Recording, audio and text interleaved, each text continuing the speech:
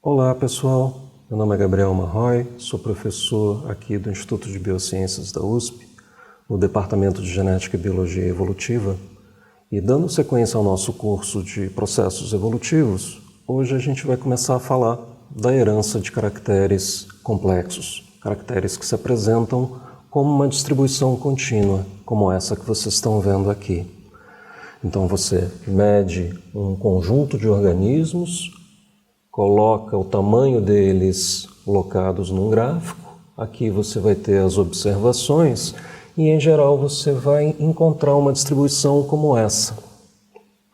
A nossa tarefa então, a partir de agora, vai ser entender como a gente estuda a herança desses caracteres e a evolução desses caracteres. E tenho certeza que vocês vão estar dando saltos de alegria de saber que para entender isso, a gente precisa entender um pouquinho de estatística. Biólogo, em geral, odeia estatística, não gosta de estatística. E é uma relação estranha, porque boa parte da estatística foi inventada por biólogos para resolver problemas que dizem respeito à herança desses caracteres de distribuição contínua. Então, o que eu espero atingir nessa parte do curso, entre outras coisas, é que vocês percam o medo da estatística e passem a ver a estatística como uma poderosa aliada no pensamento e no trabalho de vocês como biólogos.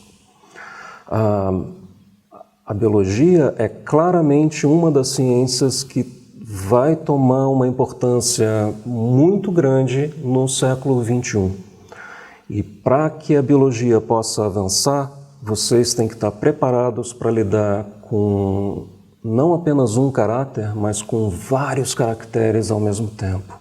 A biologia está rapidamente se transformando numa ciência multidimensional.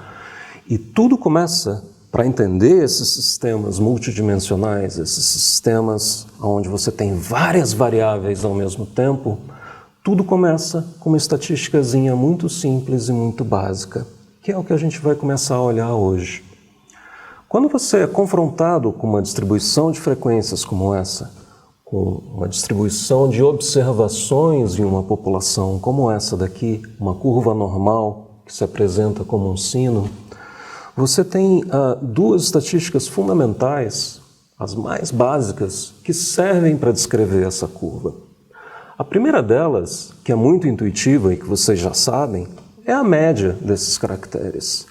A média nada mais é do que uma medida de tendência central nessa curva. E ela é dada por esta fórmula aqui. Então, a média representada por esse símbolo, x com a barrinha em cima, vai ser igual ao somatório de todas as observações que você tem na sua amostra, dividido pelo número de observações. Então, se a gente está falando de uma população de ratinhos com 100 indivíduos que você mediu, você vai somar os valores do tamanho, do comprimento, do peso, o que for o caráter que você esteja trabalhando, de todas as suas observações e dividir pelo número de observações que você fez. Isso vai te dar essa tendência central. Mas repara que claramente ela não descreve totalmente essa curva, concorda? Se vocês olharem, a tendência central só vai me dizer onde está esse pico desse sino. Não vai me dizer o quanto os valores estão dispersos em torno desse pico. Para isso, foi inventada uma segunda estatística, uma estatística chamada de variância, também representada pelo símbolo sigma ao quadrado ou pelo símbolo s ao quadrado. E para calcular a variância, o que você vai fazer é pegar cada observação da sua amostra e diminuir da média.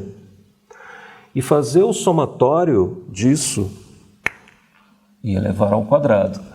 E fazer o somatório disso para todas as suas observações. Então você pega cada indivíduo, diminui da média, eleva ao quadrado, soma todos esses valores e depois divide por n-1. Isso vai te dar uma estatística de dispersão dos valores em torno dessa média.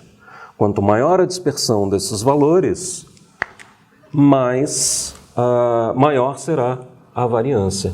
Então a gente poderia imaginar que teria uma outra curva aqui com menos variância. Elas têm a mesma média, certo? Mas elas têm variações diferentes. Então a variância é a estatística utilizada para a gente medir o quanto os indivíduos estão dispersos em torno dessa média. Vamos dar uma olhada na prática como é que isso funciona?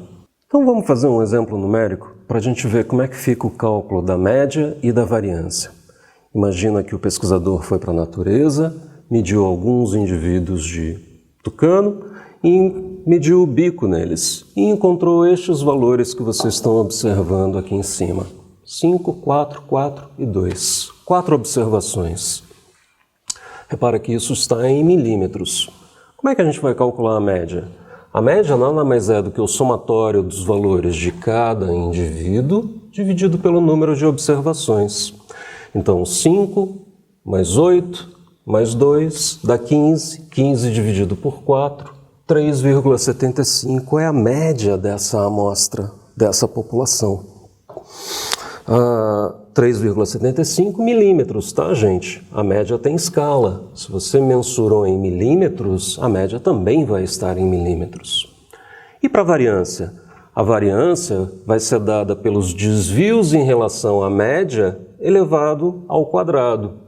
Então você vai fazer o desvio para cada indivíduo em relação à média, que estão representados aqui. 5 menos 3,75 dá 1,25. 0,25 para a observação de valor 4, 0,25 aqui e menos 1,75 aqui. Esses são os desvios desses indivíduos em relação à média daquela amostra. Você vai elevar esses valores ao quadrado, que está representado aqui nesse canto. Então 1,25 ao quadrado dá 1,56. 0,25 ao quadrado dá 0,063.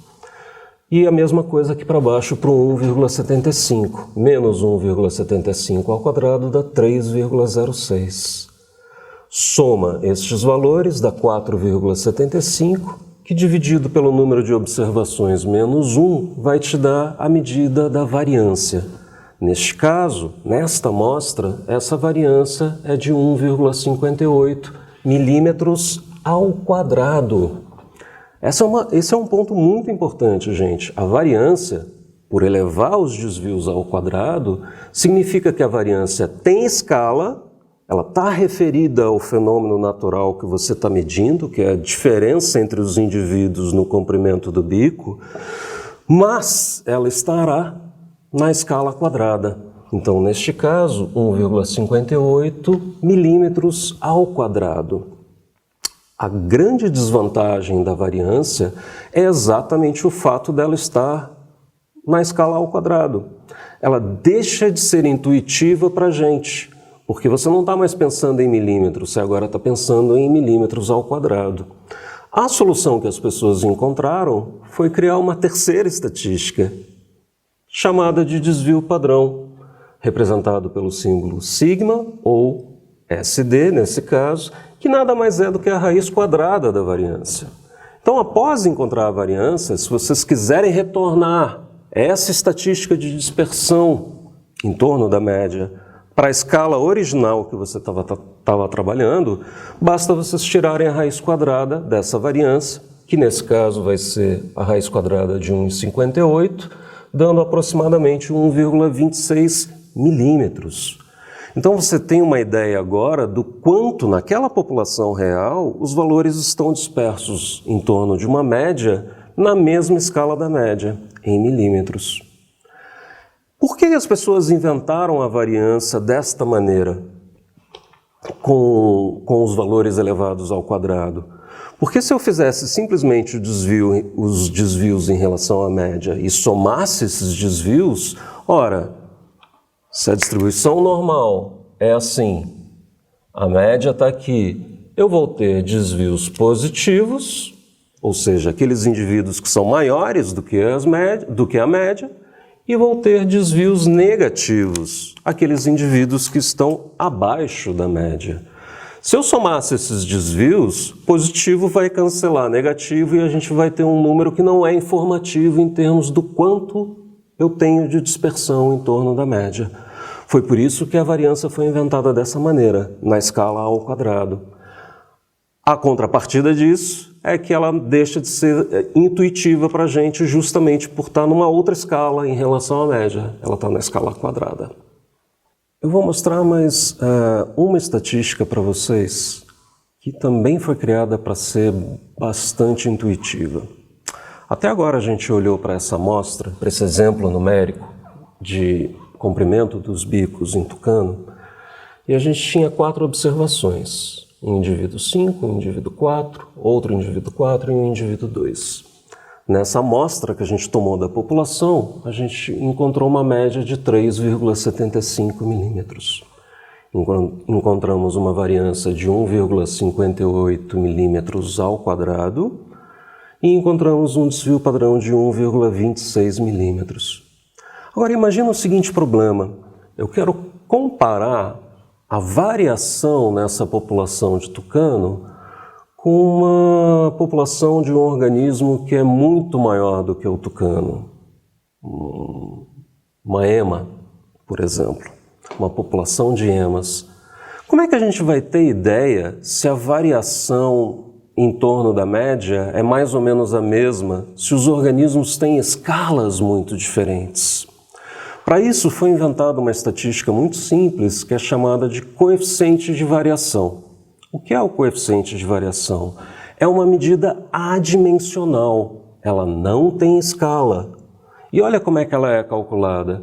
Você pega o desvio padrão e divide pela média da sua amostra, representado por CV de coeficiente de variação. Ora, no nosso caso, eu vou pegar 1,26 e vou dividir por 3,75. E isso vai me dar o número de 0,34.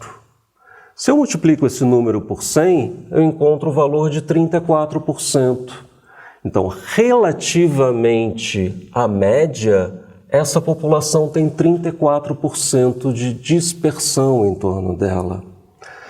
Esse número é adimensional porque se a média está em milímetros e o desvio padrão também está em milímetros, quando eu divido milímetro por milímetro, a escala desaparece.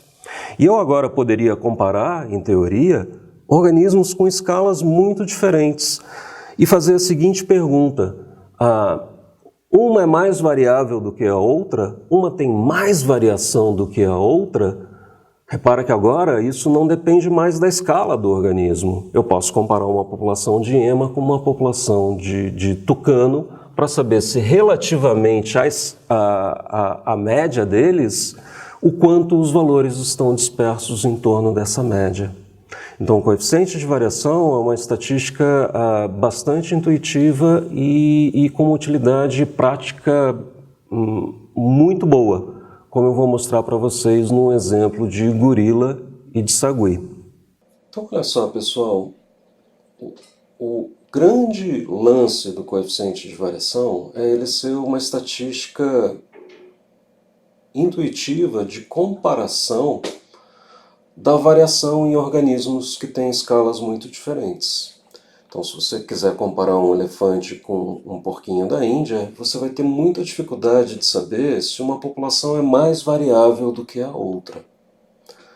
Então, para exemplificar isso, eu peguei dados reais da pré-maxila, que é esse comprimentozinho aqui, numa população de saguis e numa população de gorila. E vocês estão vendo que a média da pré-maxila no saguis é de 4,7 milímetros e o desvio padrão é de 0,3 milímetros. Já em gorila, a média é de 22,8 milímetros e o desvio padrão 1,84. Se a gente olhar só para o desvio padrão, a gente vai chegar à conclusão que gorila parece ser muito mais variável do que Caletrix.